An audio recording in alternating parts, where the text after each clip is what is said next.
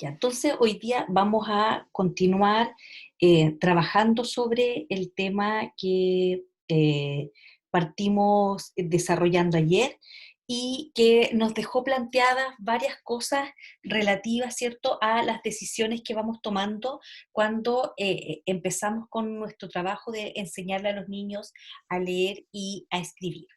Y en ese sentido, ayer discutimos varias cosas.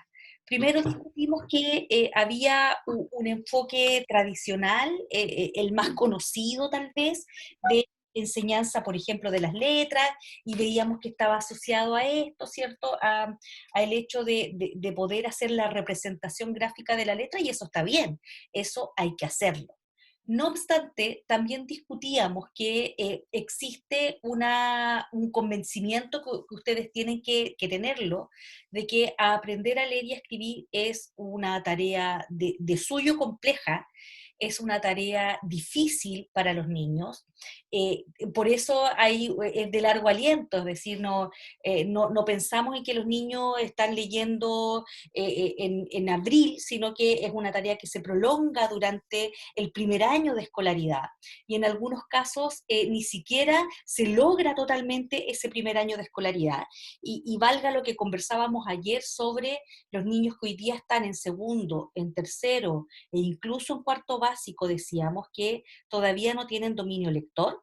Y ese dominio lector se debe fundamentalmente a que no han tenido curricularmente, ¿cierto?, la sistematicidad y las horas de clase que corresponden a la asignatura de lenguaje, por distintas cosas. Ayer mencionábamos entre paro de profesores, estallido social, 3 semestres de clases virtuales con un currículum achicado, y eso ha tenido un impacto que nos permite ilustrar, muy lamentablemente nos permite ilustrar que este es un proceso al que hay que dedicarle mucho tiempo, mucho tiempo. Por eso, si tú te fijas en el currículum escolar, la asignatura de lenguaje en primero básico alcanza las 8 horas semanales.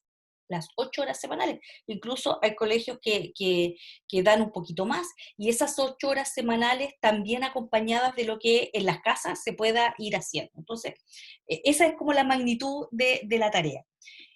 Y también decíamos que efectivamente es un proceso que implica mucho trabajo grafomotor, mucho trabajo, ¿cierto?, en términos del proceso mismo de aprender las letras. Y conversábamos ayer recuerdan, sobre el tema de la caligrafía. Y decíamos, ¿cierto?, que eh, cuando la caligrafía se presentaba por la caligrafía, es decir, vamos a caligrafiar palabras, la tarea se hacía sin duda más cuesta arriba. Y yo les mostraba ayer el libro El Caligraphics, y les mostraba estas palabras, pues, estas palabras sueltas que el niño, la niña tiene que reproducir y que no están en ningún contexto. Y veíamos el ejemplo este de Tlatelolco, ¿cierto? Creo que lo alcanzamos a ver, el ejemplo de Tlatelolco como una palabra difícil, incluso, ¿cierto?, desde la pronunciación, con un significado desconocido para muchos, aparece en un registro caligráfico, y entonces parece como un trabalengua para un niño que lo copia. Tlatelolco, ¿qué significa eso? Y entonces, ¿cierto? Uno espera que, lo que le ocurría, lo que ocurría ayer, a dónde está la lectura de referencia, de dónde salió esta palabra.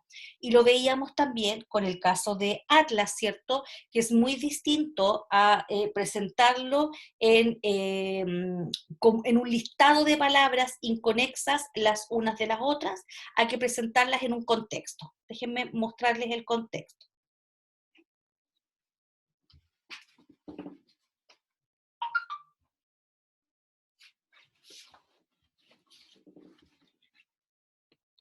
Y este era entonces, ¿cierto?, el contexto en que nos encontrábamos la palabra Atlas, así como la encontrábamos en este listado de palabras para caligrafiar, y veíamos entonces cómo aquí hay todo un soporte que apoya el que aprendamos una palabra nueva, integración de vocabulario, Atlas, como una palabra que integramos a nuestro vocabulario, y también que podamos ver cómo se escribe la palabra Atlas, qué letras lleva, con qué letra parte, partiendo por el sonido inicial, el sonido final, ¿cierto? Cuál es la grafía que le corresponde a ese sonido. Todo aquello se torna muchísimo más amable que cuando la misma palabra Atlas nos aparecía, ¿cierto?, en un listado que estaba por aquí, en un listado donde no hacía referencia ahí, donde no hacía referencia con nada hacia adelante o hacia atrás. ¿Ya? Entonces, teníamos esos elementos que estábamos considerando, y además porque decíamos que eh, eh, no, esto no implica que estamos haciendo cosas entretenidas todo el rato, o sea, no lo pongamos como sinónimo de entretención, sino que hacer las cosas con sentido, ¿ya? Con sentido. Y entonces los niños, hay que decirlo, los niños aman el sentido, po, le están buscándole el sentido a las cosas, y evidentemente también los están buscando en las actividades que más les demandan, como las de escritura. Entonces los niños, ya lo habíamos dicho, se resisten eh, cuando son empujados, cuando son empujados a que hagan cosas como la caligrafía. Aprender las 4 formas de la letra, hasta achicar hasta que te quepa, ¿cierto? Hasta que tenga las dimensiones adecuadas. Es súper demandante. Yo ayer les mostraba el cuaderno, ¿cierto?, de un niño que está en ese proceso, en el proceso de encontrar la dimensión exacta de las letras, y yo les decía, este es el mismo niño que escribió esto, y que hace rato ya encontró las regularidades de la imprenta, pero que necesita escribir en manuscrita, y el mismo niño, ¿cierto?, genera este mismo proceso de escritura, donde mira el tamaño de esa F, ¿ya? Mira el tamaño de esa F, o sea, hay que hacer un trabajo aquí, que es un trabajo largo, tedioso, de buscar los puntos de inicio, buscar la forma adecuada, fíjate en esto, dónde parte, cómo baja, la vuelta que da y hasta dónde sube esta colita, ¿ya? Solo por ponerte un ejemplo que tomado de una mayúscula incluso, las minúsculas todavía, ¿cierto?, van más apretaditas en los giros que da. ¿Por qué? Si ya sabía leer imprenta, o sea, escribir en imprenta, tiene que aprender caligrafía. No sé si se los expliqué ayer, pero el problema, en el caso, ¿cierto?, de este sujeto escritor, es que estaba escribiendo en carro, ¿ya? Escritura en carro se le denomina cuando pegamos las palabras. No dejamos un espacio entre una y otra porque se nos pierde la conciencia de palabra, que fue algo que ustedes trabajaron en las baterías de conciencia, ¿se acuerdan? Cuando ponían ejercicios como ponían una oración y decían, ¿cierto?, cuántas palabras hay en esta oración, y entonces el niño tenía que contarla y estaba la representación en estrellitas, en puntitos, de cuántas palabras. Ya. Esa conciencia de palabra es súper fundamental, no solo para leer, sino que también para escribir. Y cuando en el caso, ¿cierto?, de Pedro, que es el autor de este cuaderno, cuando usa la letra, ¿cierto?, imprenta, va dejando espacios entre letra y letra, porque así se escribe la imprenta, porque la imprenta implica espacios. Por lo tanto, le era mucho más difícil, y le es mucho más difícil saber cuándo termina una palabra y comienza otra. ¿Ya? El concepto de palabra en su extensión le cuesta mucho más, por cuanto para escribir una palabra distinta también tengo que dejar un espacio. Entonces el espacio dejado era un espacio muy pequeño, y finalmente terminaba escribiendo, ¿cierto?, muy pegado, sin que.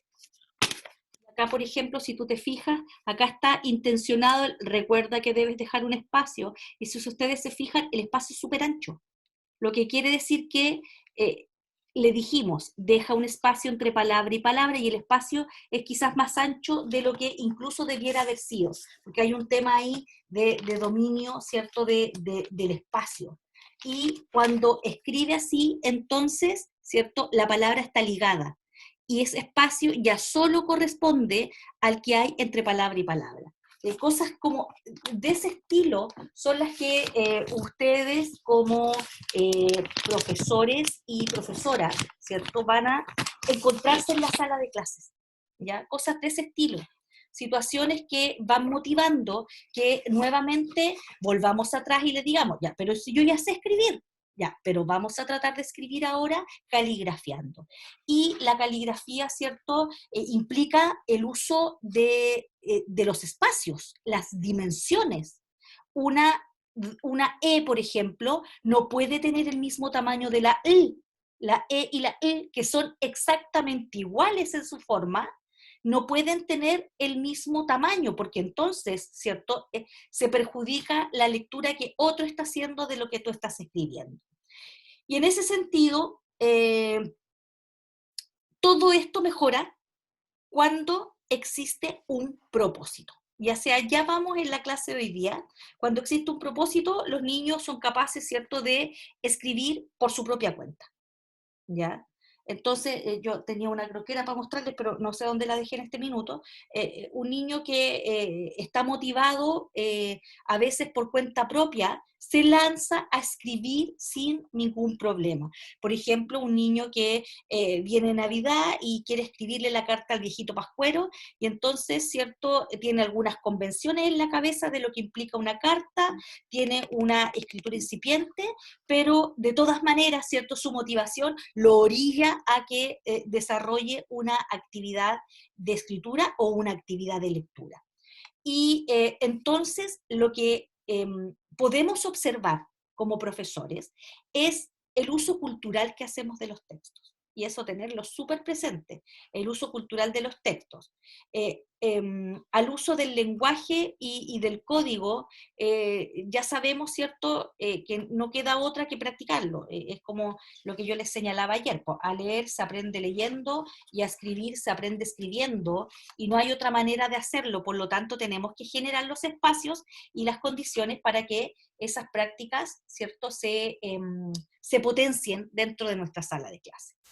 Y para eso, las situaciones de comunicación son las que hacen que pongamos toda nuestra energía, les pasa a ustedes, me pasa a mí, le pasa a los niños, pongamos toda la energía cognitiva que tenemos, ¿cierto?, para poder sacar adelante una tarea de estas dimensiones. Y los niños y las niñas, cuando están motivados y hay un propósito claro, son capaces de hacer todos los esfuerzos hasta que su mente se los permite. Y ya decíamos ayer que la caligrafía, que es otra vía, ya que es otra vía, hacer mucha caligrafía esperando el afianzamiento de todas estas cosas que yo te señalaba, ¿cierto? El trazado, la altura, la dimensión, la letra misma, hace que las mentes deserten. ¿Ya? Hace que las mentes deserten. En cambio, cuando tú lo incorporas en un propósito, ¿cierto?, los niños van a hacer el esfuerzo que tú le pidas con tal de sacar adelante una tarea.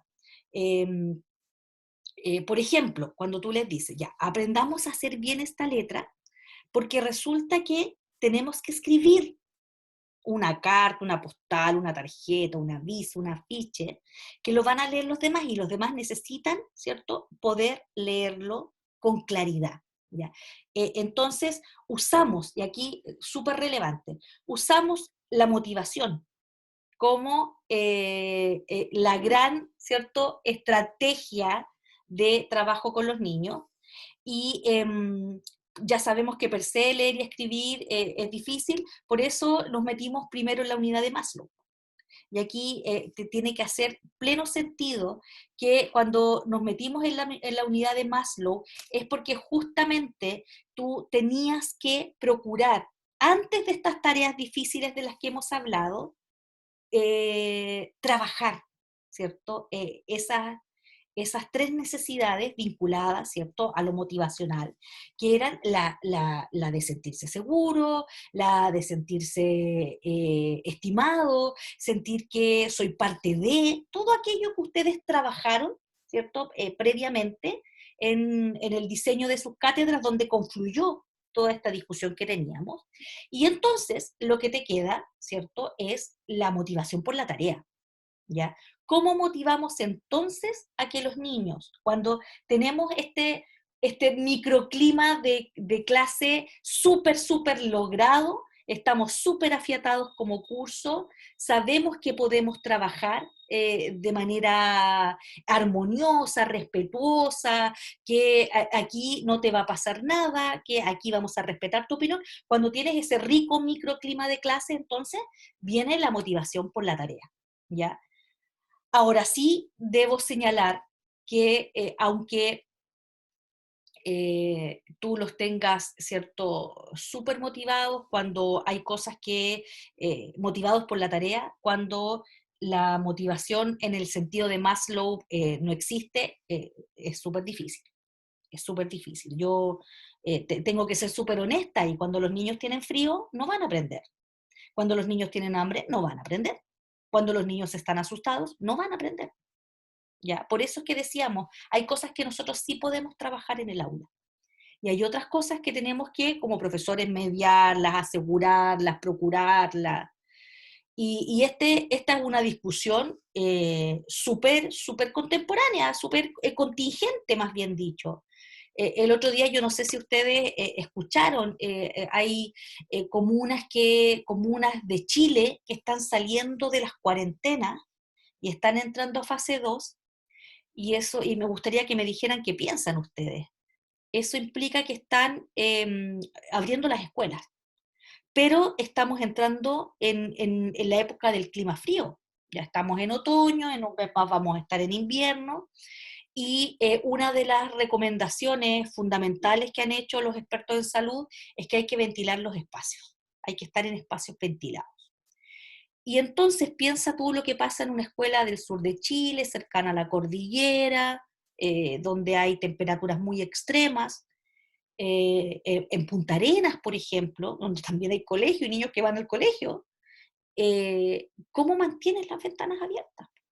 Entonces, habían escuelas que estaban haciendo un llamado a los padres para que los niños fueran con gorro, con guantes, con parca y con frazadas.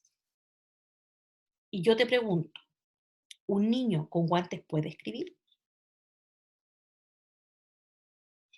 O sea, la pregunta es, ¿un niño con parca puede escribir? Imagínatelo con guantes.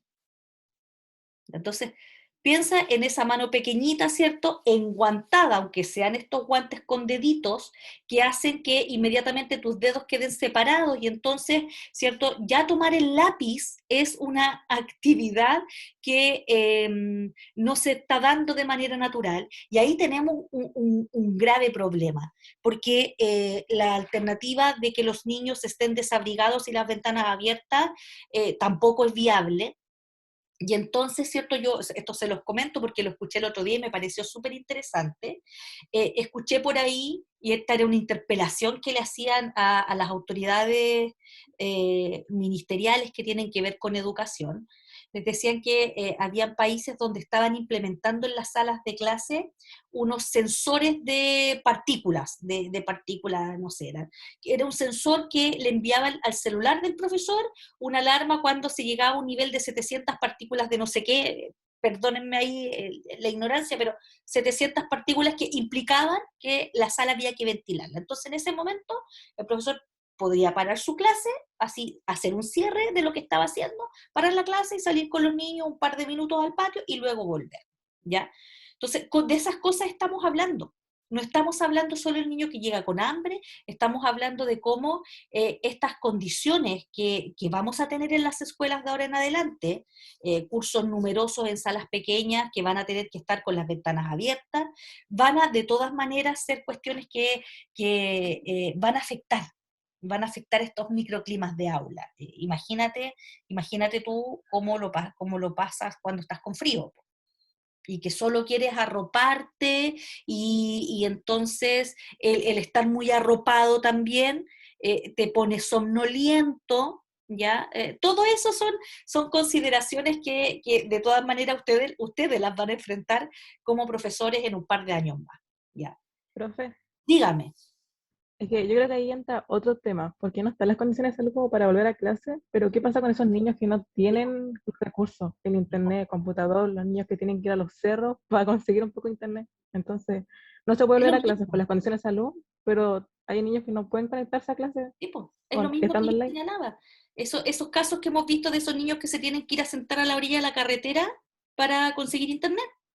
Y yo veía un caso la otra vez de unos papás así para darles una medalla, ¿cierto? Que su hijito era un chico en básica, se tenía que ir a conectar a la orilla de la calle para poder tener internet y los papás le habían construido una casetita ahí para que estuviera guarecido, pero en un mes más estar en la calle es casi un acto que vulnera los derechos del niño, estar en la calle haciendo tu clase. Lo hemos visto también en universitarios, asentado, hay una foto clásica de una chiquilla universitaria sentada arriba del techo de su casa, ¿cierto? Con el computador, que era para donde te llegaba la señal. Entonces, ese es un escenario súper complejo. Hoy día ya no solo hablamos de estar alimentado, bien alimentado, sino que de tus condiciones, ¿cierto?, para que tú estudies. A mí me pasa cuando yo estoy con las chiquillas en práctica y ellas me dicen, profe, de pronto se activó un audio y los niños están con el reggaetón dele que suene atrás, ¿cierto? La música súper fuerte, gente conversando, y con esas condiciones es súper difícil. Ahora, si las trasladamos al aula, ¿ya? Eh, eh, Seamos así súper optimistas y pensemos que en algún momento vamos a retornar en unas condiciones de mayor normalidad al aula y ustedes van a tener que crear estos microclimas, ¿cierto?, para que los niños se vuelvan a sentir seguros, ¿ya? Se vuelvan a sentir confortables. Incluso en un par de años más todavía vamos a tener que estar usando mascarilla y la mascarilla, ¿cierto? Genera también el que no veamos la totalidad del rostro de los niños, que los niños van a tener que hablar más fuerte. Hay una serie de condiciones que vienen asociadas a el trabajo que vamos a tener que seguir haciendo los profesores en el aula, ¿ya? Por tanto, hay que tener súper claro que al menos hay dos vías de motivación. Ya sabemos que si la de Maslow no funciona, otra tampoco va a funcionar, ¿ya? Otra. Pero en condiciones, ¿cierto?, en que no estamos en ese extremo, viene el que uno se empieza a preguntar por cómo motivo para las actividades. Y esa motivación por la tarea es una motivación que hay que trabajarla también. Te pongo un ejemplo. Supongamos que tú haces un experimento con los niños, ¿ya? Y ese experimento es con demostración in situ de algún procedimiento, no sé, piensa en cualquier cosa en este minuto, no sé, en los estados del agua, ya, líquido, gaseoso y sólido. Entonces la profesora lleva el hervidor a la sala, a servir el agua, los niños ven, ¿cierto?, el vapor, lleva un cubo de hielo, lo somete a un cambio de temperatura, o les muestra, ¿cierto?, el cómo un vaso de agua se congeló cuando lo pusimos la noche anterior en la parte de arriba del refrigerador. Y los niños están súper entusiasmados, súper conectados, súper enganchados contigo, así felices con el experimento.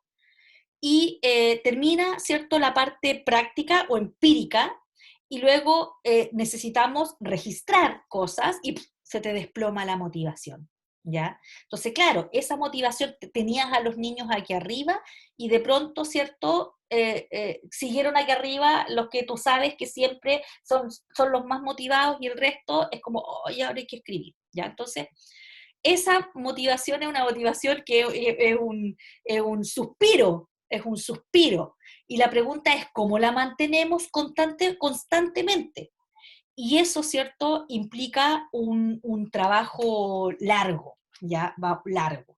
Entonces, Desde ahí vamos a suponer que creaste este microclima y que necesitamos mejorar la caligrafía.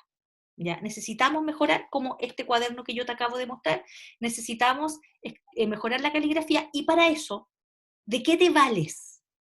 De contexto, de trabajar, ¿cierto?, la idea de que todo mensaje se produce en un contexto y tú estás escribiendo para otro, el otro no te va a entender, por lo tanto tu mensaje no va a llegar. ¿Qué necesitamos hacer? Vamos a trabajar nuevamente la F, que era esta que yo les mostraba, que ocupaba casi un tercio del cuaderno, un cuarto del cuaderno, ¿ya? Entonces, ¿cómo metemos? La pregunta es, ¿cómo metemos las letras en algo que sea comunicativo? Porque de eso se trata, cómo metemos la enseñanza de las letras en algo que sea comunicativo. Y entonces tenemos que arreglárnosla para generar situaciones de comunicación que te permitan, ¿cierto?, trabajar aspectos de la enseñanza de la lengua.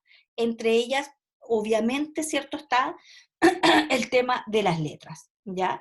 Y la sala, como es tu centro neurálgico de trabajo, eh, va a estar movida por la interacción tuya como docente. Lo que tú dices, tu vocabulario, el vocabulario que tú utilizas, ya se los voy a mostrar. Lo que haces para que ellos te comprendan, cómo haces para que ellos digan, ya, todo eso lo mueve el profesor. Tú generas situaciones, ¿ya? Y esas situaciones eh, están destinadas a que el niño sea centro, pero tú las movilizas. Nosotros necesitamos que el niño sea centro y entonces lo guiamos a través de preguntas escogidas. Y aquí vamos a ver el valor de las preguntas. Tenemos las preguntas de los niños, tenemos otras preguntas que se van generando, ¿cierto?, en la sala de clase, que nosotros mismos vamos empujando, y los ponemos en un conflicto que los obliga entonces a tener que escribir. Y para escribir tenemos que aprender letras. Acá está, mira, yo lo voy a mostrar, ese es el principio del modelo interactivo comunicativo, que es el modelo en el que situamos la enseñanza de la lectura y la escritura. Voy a achicar aquí para irles mostrando. Estas son las ideas que yo estaba señalando. En este modelo, la interacción del docente es central, prioritaria. Entonces, yo sé que tú siempre has escuchado en experiencias pedagógicas, en los cursos de psicología, a nosotros mismos decir que el centro del proceso es el niño o la niña. Y eso sigue siendo así, pero el profesor ocupa, ¿cierto?, un rol preferente para movilizar lo que ese niño o esa niña, ¿cierto?, necesita para poder decir, ¿ya? Entonces acá es tan importante lo que decimos, la interacción que motivamos, cómo formulamos preguntas, cómo creamos situaciones o cómo recogemos aquellas preguntas que los niños y niñas van formulando, qué vocabulario utilizamos. Recuerda que esto lo discutimos. Decíamos que el primer gran referente de el desarrollo léxico de los niños es su entorno inmediato, la familia, su núcleo, a propósito del artículo que leímos ayer de la disminución, ¿cierto?, entre otras cosas, del desarrollo léxico de los niños en época de pandemia. Luego, decíamos, es la lectura, es la lectura. Luego es el profesor, es el profesor, y el profesor, ¿cierto?, es una buena fuente de aprendizaje de nuevo vocabulario o nuevas palabras. El espacio que genera el intercambio, los tipos de pregunta que este profesor o profesora hace, las emociones de los estudiantes, cuánto se involucran, ¿ya? ¿Cómo los involucro?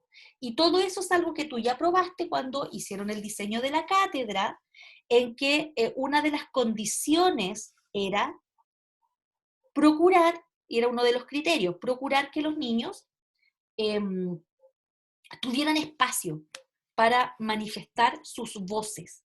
Y ellos iban diciendo entonces, ¿cómo? ¿Cómo lo íbamos haciendo? ellos te iban diciendo. ¿Qué más hay en esta secuencia? Mira, entonces, si la interacción del docente es central, ¿ya? ¿Cómo es que estaría centrado en el niño y la niña?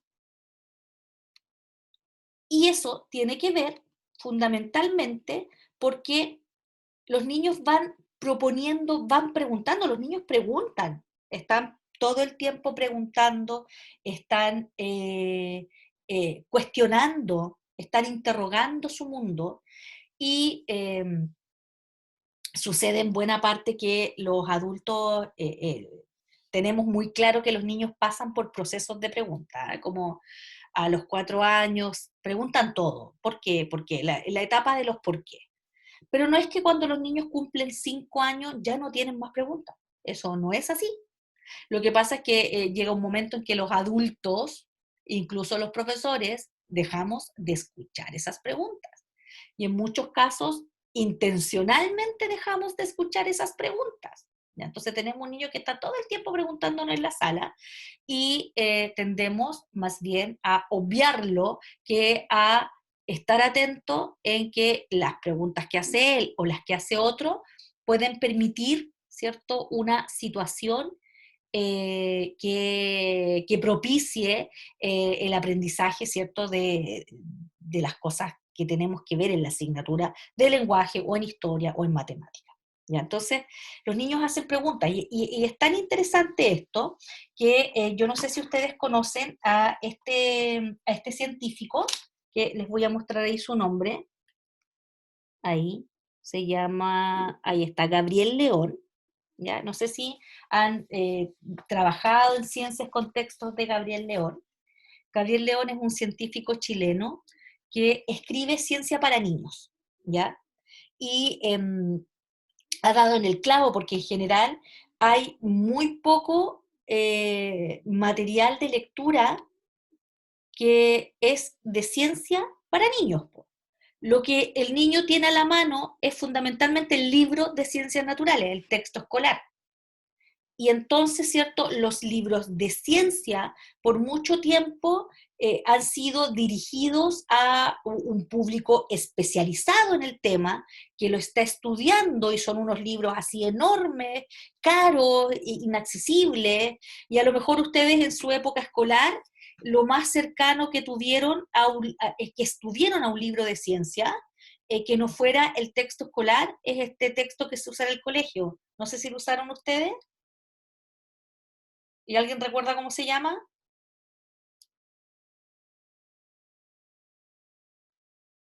No, No. profe, yo no me acuerdo de ninguno. Es que hay algunos colegios donde se pide el Vilé, que es un librote de ciencia que está como pensado en un nivel de término de secundaria. Pero yo me pregunto si ustedes tuvieron la posibilidad de leer ciencia, más allá del texto escolar.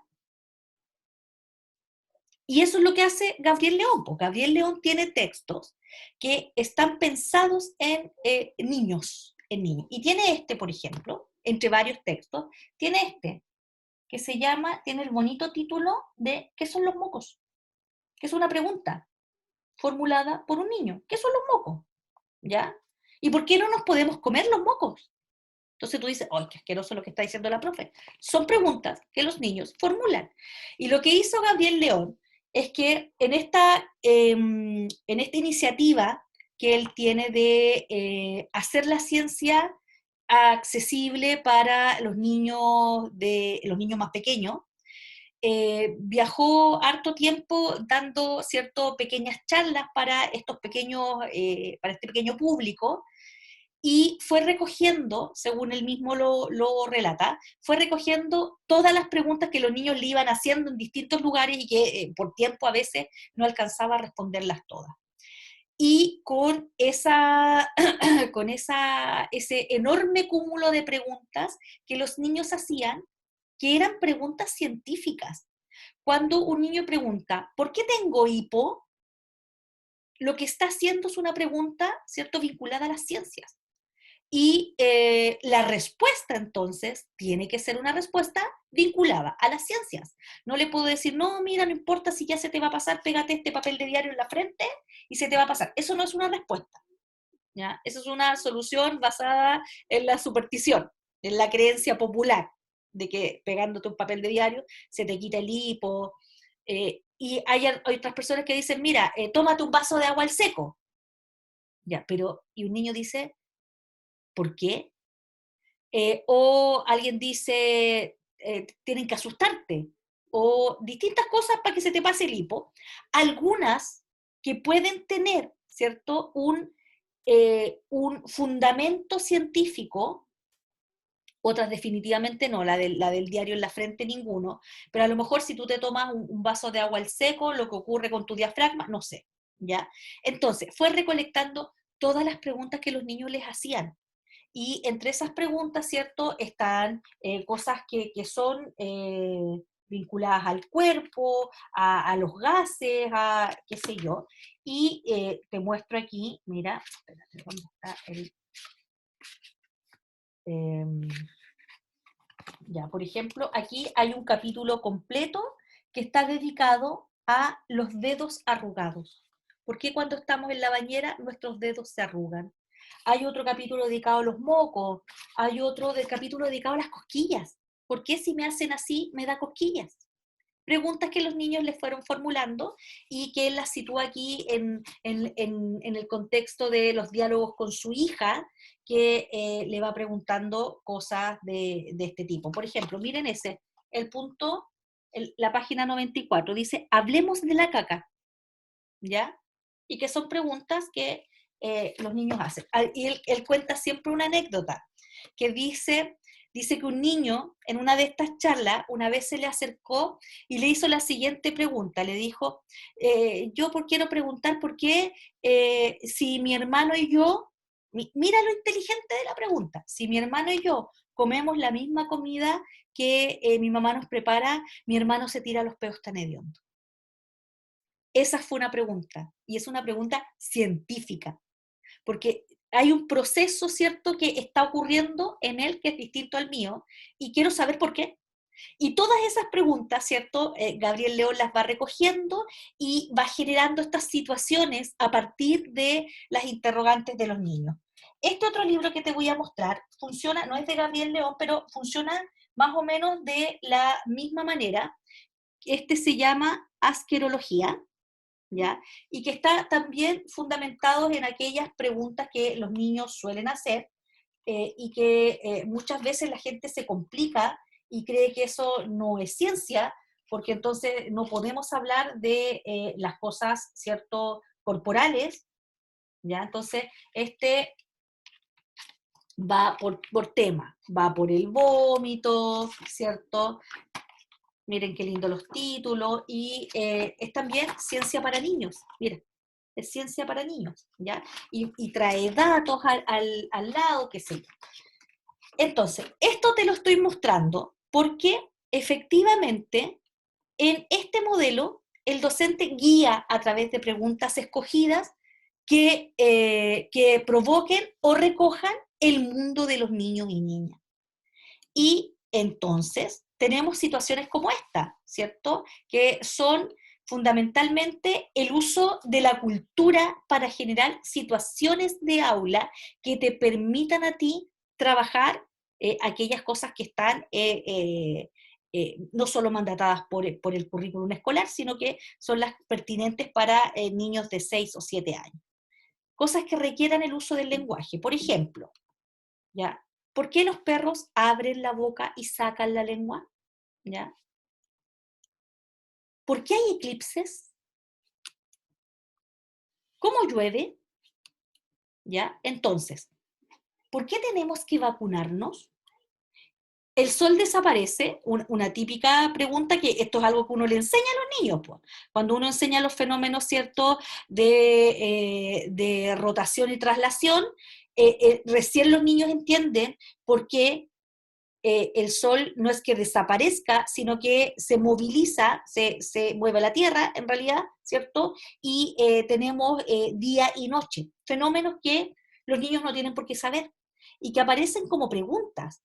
Mira esta, ¿por qué hay eclipses? Recuerda que el año 2019 tuvimos un eclipse y estuvimos un año completo ahí en función del eclipse, de los lentes para el eclipse, de dónde los íbamos a conseguir, de dónde íbamos a estar el día del eclipse, si lo íbamos a ver o no lo íbamos a ver, etcétera. Hicimos planes, hay gente que viajó a lugares para ver el eclipse, y entre las preguntas más recurrentes en ese entonces era, ¿por qué allá en la cuarta región se va a ver completo y acá no? Una región más abajo no lo vimos en el esplendor que lo vimos, ¿cierto?, hacia el norte de Chile. ¿Y por qué el eclipse del año pasado solo se vio en el sur? Aquí también se vio, pero como un fenómeno parcial. Preguntas que los niños te pueden hacer. Y entonces, a partir de esta recogida de situaciones reales, vamos a tomar el caso del eclipse. ¿Por qué hay eclipses? ¿Ya? Profesora contesta, interesante. ¿Por qué hay eclipses? ¿Alguien sabe por qué hay eclipses? Niño dice, mi mamá me dijo que, y cuenta lo que su mamá le ha dicho. ¿Qué creen los demás a partir de lo que la mamá le ha dicho o de lo que estamos conversando? Otro niño dice, yo vi un video que, y cuenta, ¿cierto?, lo que estaba en un video. Entonces, profesora dice, habrá que averiguarlo, ¿ya? Habrá que averiguarlo. Y en esa averiguación, entonces, se echa a andar la maquinaria de la enseñanza, ¿cierto?, de las cosas propias de la lengua. Entonces, esta recogida de situaciones reales te sirve para transformarla en situaciones en que se requiere aprender elementos del lenguaje. Y mira esta ruta que te voy a mostrar acá. En esta ruta está el cómo podemos averiguarlo y aquí está la meta compartida. Es muy importante el que la meta compartida esté en rojo. Entonces, ¿qué podemos hacer para averiguarlo? Podemos leer sobre el tema. Piensa que tú le preguntas a los niños, ¿ya? Entonces, ¿qué podemos hacer para averiguarlo? Y en ese caso, ¿cierto? Los niños te dicen, podemos leer sobre el tema, ya. ¿Y dónde vamos a leer sobre el tema? Ya, vamos a la biblioteca, perfecto. Vamos a ir a la biblioteca y le vamos a preguntar a la encargada de la biblioteca o al encargado si tiene algún libro sobre los eclipses que nos preste y los llevamos a la sala y yo se los leo. Ya. Preguntémosle a alguien. Alguien tiene que saber acerca de los eclipses. Veamos un video, también es una posibilidad, ¿ya? Y entre todas las cosas decimos, ya, le vamos a preguntar a alguien por qué se producen los eclipses. ¿A quién le vamos a preguntar? Ya, supongamos que decidimos preguntarle al profesor de ciencia de los cursos más grandes, o de enseñanza media, si hay enseñanza media en el colegio. Preguntémosle, ya. Pero vamos a llegar y le vamos a preguntar, no. Entonces tenemos que pensar las preguntas. ¿Qué le vamos a preguntar? Y entonces, acercarse a alguien y hacerle un conjunto de preguntas, ¿cómo se llama eso? Eso se llama entrevista. Entonces ahí aparece un género, ¿ya? El género entrevista. Y el género entrevista tiene ciertas condiciones. Por ejemplo, se formulan preguntas que se plantean de antemano. ¿Cómo se formula una pregunta? Entonces, la pregunta, fíjate que lleva estos signos que están en espejo, ¿cierto?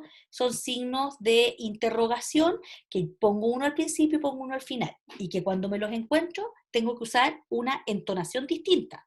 ¿Qué sabe usted acerca del eclipse? Esa es una entonación adecuada para una pregunta. Ya, hacemos una pregunta.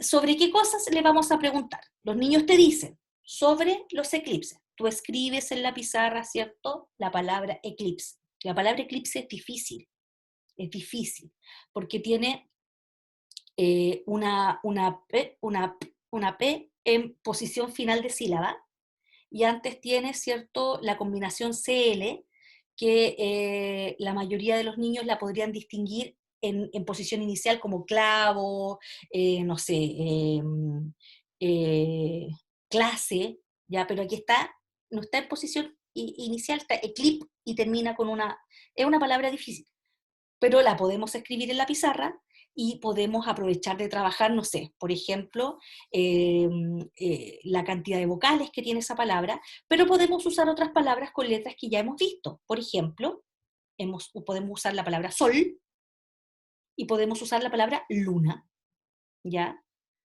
Sol y luna. Incluso podríamos usar la palabra tierra, ¿ya? Enseñándoles, ¿cierto? O haciendo el modelado de cómo se escribe para que ellos la traspasen a su cuaderno, tierra. Pero sol y luna podríamos suponer que ya la pueden escribir y la pueden leer. Tenemos un conjunto de palabras y entonces esas palabras que decidimos tienen que estar incorporadas en las preguntas. Díganme qué preguntas vamos a hacer a nuestro entrevistado. Ya. Entonces los niños te dicen y vamos incorporando estas palabras que estamos aprendiendo como vocabulario, la palabra eclipse como vocabulario, pero también estamos mirando, ¿cierto?, cómo se escribe. Y armamos una entrevista. Fíjate que aquí esta secuencia sigue así. Ya estaba el hay que averiguarlo. Armamos esta entrevista porque discutimos qué necesitábamos aprender para hacer una entrevista y qué necesitamos hacer, ¿ya? Y evidentemente, ¿cierto? Esta es una tarea en la que tienes a todo el curso implicado, ¿ya? Porque es nuestra tarea. Queremos saber cómo son los eclipses si vamos a hacer una entrevista, 1, 2 o 3. Puedes juntarlos en grupos, ¿cierto?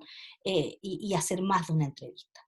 Entonces, esto, si yo te diera esta actividad y la tarea que te diera fuera, anda y mira si esto está alineado con el currículum, tú vas a encontrar por lo menos 5 objetivos de aprendizaje que te apañan esta idea. ¿En cuál eje? ¿Ya? En lectura, en este caso, en escritura y en oralidad.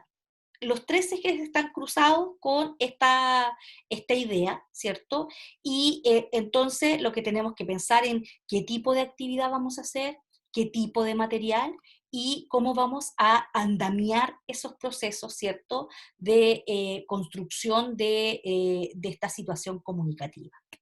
Y ese es fundamentalmente el modelo en el que vamos a trabajar nuestras actividades de enseñanza, ¿cierto?, de las letras, buscando generar situaciones, ya sea porque tú las has vivido y esto te pasó, y estas interrogantes de los niños las viste, las viviste, las escuchaste, o porque piensas muy bien en cómo diseñas una situación que empuje a los niños a querer, ¿cierto?, hacer las cosas que tú le propongas.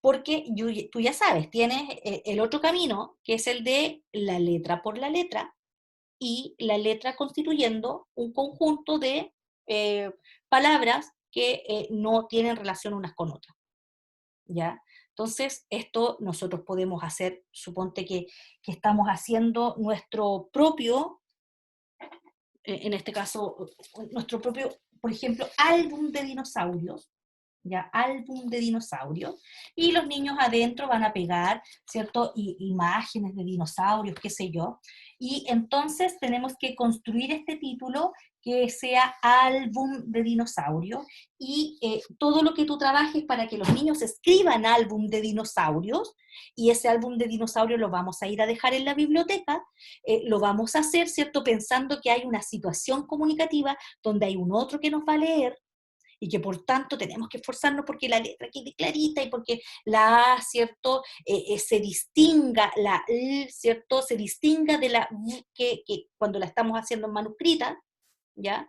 Y, y todo eso, ¿cierto?, en un marco que le provee, te va a proveer de el sentido suficiente para que los niños quieran participar de tu actividad, la motivación por la tarea, que es aquella, ¿cierto?, que es la segunda en la que ponemos foco una vez que tenemos estas otras necesidades, seguridad, pertenencia, estima, más o menos, ¿cierto?, abordadas, hay un buen clima de aula, ¿ya? ¿Se entiende esa idea?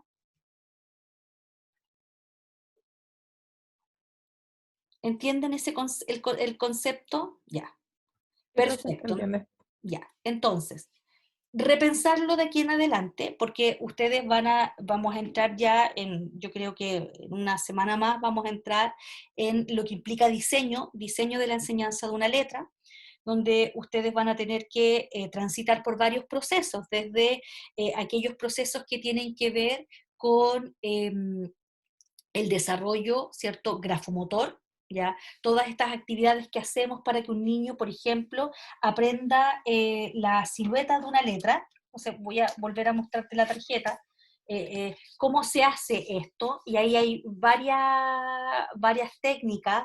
Por ejemplo, está el uso de las cajas de sémola, ¿ya? Que son estas cajitas que son un cartón, una caja, porque la caja tiene una textura especial a la que se le pone sémola y los niños entonces hacen este trazado de la letra con el dedo, hay una memoria táctil muy importante, o la bordan en goma eva con una aguja de lana, o, ¿cierto?, la hacen en puntitos en grande, ¿ya? O la modelan en plasticina, en esa masa, ¿cierto?, que se hace con agua y harina, y todo el proceso van a tener que hacer el diseño del proceso completo de la enseñanza de una letra. Pero la enseñanza de una letra no es, ¿cierto?, el objetivo en sí mismo, sino que es cómo yo enseño esa letra en una situación de comunicación que me permite que esa letra la vayamos a ocupar, que busquemos palabras, ¿cierto?, que comiencen con esa letra y que sean pertinentes a nuestro contexto, etc. Es un diseño largo, ¿ya? eh, para que ustedes efectivamente, ¿cierto?, movilicen todo aquello que tiene que ver con esta articulación entre el contexto y lo propio de enseñar, ¿cierto?, una letra o muchas letras y en el fondo la lectura. Bien, ¿qué cosas quedan para la próxima semana? ¿Ya? El material de esto ya está subido y quedan las lecturas.